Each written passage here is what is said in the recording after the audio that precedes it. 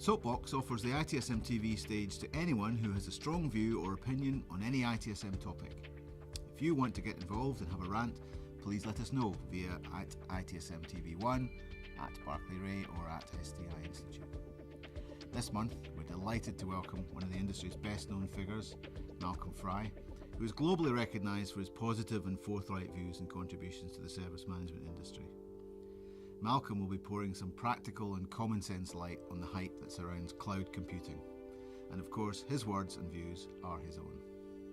Cloud computing. I am fed up hearing about cloud computing this, cloud computing that, cloud computing can do this, cloud computing can do that. That's not necessarily true. Most of the claims from cloud computing actually have to be proven by you preparing and doing it properly. A good example, whatever this means, is rapid elasticity. It gets bigger and smaller as and when you need it. That doesn't happen.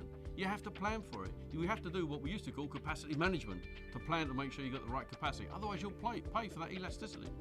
A good example was a little while ago, a friend of mine convinced me I should go onto Twitter. Kept saying, Malcolm, go on Twitter, Malcolm, go on Twitter. So I did.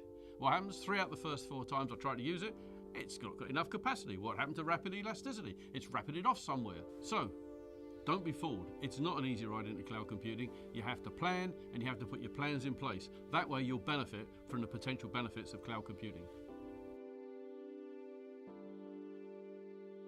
You know what's driving me crazy?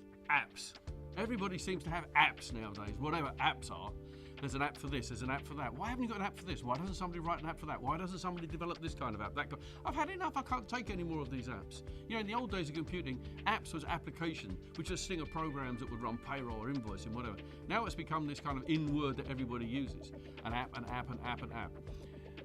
For me, I'm trying my best not to use the word app wherever I possibly can, and it's real difficult. But just a few weeks ago, I was at Liverpool Street Station in London, and I was standing waiting for an underground train, and next to me was a young woman and an older guy. It turned out to be grandfather and granddaughter. And they asked me, how do we get to? And I said, it's real easy. You have to change at this station.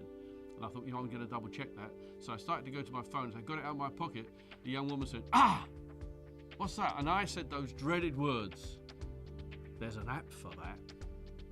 And I've never forgiven myself ever since.